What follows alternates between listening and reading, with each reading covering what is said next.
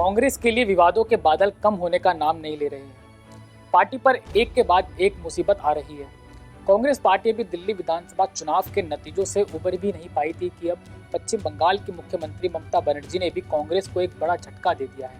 पहले कांग्रेस को समाजवादी पार्टी, फिर आम आदमी पार्टी, अब टीएमसी ने भी दरकिनार कर दिया है। अब ऐसे में सवाल उभरता है कि अचानक से इसकी नौबत क्यों आई?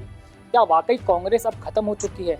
बातों को ना घुमाते हुए आइए आपको पूरा मामला बताते हैं। दरअसल तृणमूल कांग्रेस से जुड़े सूत्रों की जानकारी के अनुसार पार्टी प्रमुख ममता बनर्जी ने पश्चिम बंगाल में आगामी 2026 विधानसभा चुनाव अकेले लड़ने का ऐलान किया है। ममता बनर्जी ने आगामी चुनाव में कांग्रेस या किसी भी अन्य पार्टी के साथ गठबंधन की किसी भी संभावना को खारिज कर दिया है। दिल्ली की ही तरह 2014 से ही पश्चिम बंगाल पर भी बीजेपी की नजर टिकी हुई है। दिल्ली का किला जीतने के बाद अब बीजेपी की सीधी नजर पश्चिम बंगाल पर ही है, जहां अगले साल विधानसभा के चुनाव होने हैं।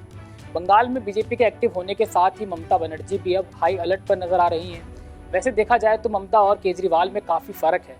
ममता बनर्जी की टीएमसी को पश्चिम बंगाल में कमतर आंकना बिल्कुल ठीक नहीं होगा। हम अकेले ही काफी हैं। जानकारी के मुताबिक ममता बनर्जी ने एक बैठक में कहा है कि कांग्रेस ने दिल्ली में आम आदमी पार्टी की मदद नहीं की, हरियाणा में आप ने कांग्रेस की मदद नहीं की, इसलिए भाजपा दोनों राज्यों में जीत गई। सभी को एक साथ होना चाहिए, लेकिन बंगाल में कांग्रेस का कुछ भी नहीं है। मैं अकेले लड़ूंगी, हम अकेले ही काफी हैं। जानकारी के मुताबिक ममता ने बंद कमरे में हुई बैठक में कहा कि समान विचारधारा वाले दलों को आपसी समझ बनानी होगी ताकि भाजपा विरोधी वोटों का बंटवारा ना हो, अन्यथा इंडिया गठबंधन के लिए राष्ट्रीय स्तर पर भाजपा को रोकना मुश्किल हो जाएगा। ममता बनर्जी ने दावा किया है कि टीएमसी लगातार चौथी बार पश्चिम बंगाल राज्य में सरकार बनाएगी। ममता ने पार्टी के विधायकों को सतर्क रहने की भी सलाह दी है। ममता ने आरोप लगाया है कि भाजपा चुनाव जीतने के लिए मतदाता सूची में विदेशियों के नाम शामिल करने की कोशिश कर सकती है। पश्चिम बंगाल के कांग्रेस अध्यक्ष शुभंकर सरकार ने ममता सरकार पर इसी कड़ी में जमकर निशाना साधा है।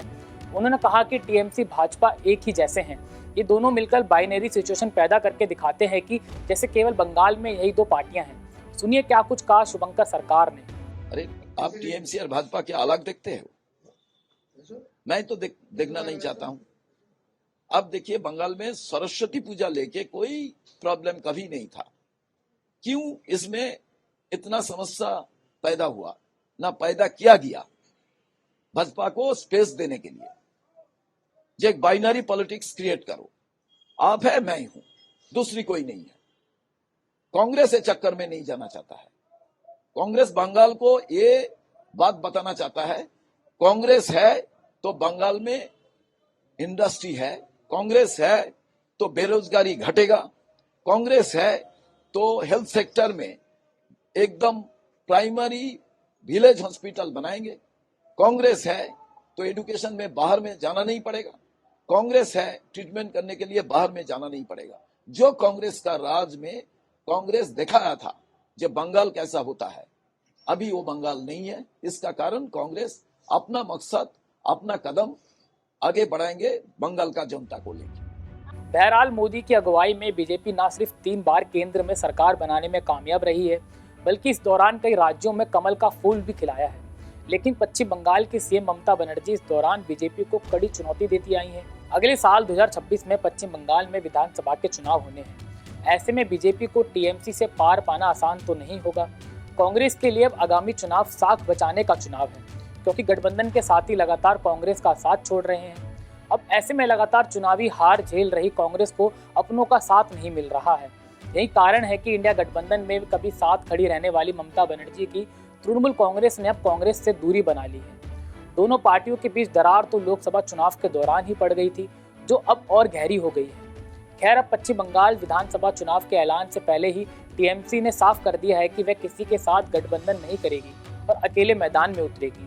अब टीएमसी का ये दाव सटीक पड़ता है या उन्हीं पर भारी पड़ता है, ये तो समय बताएगा।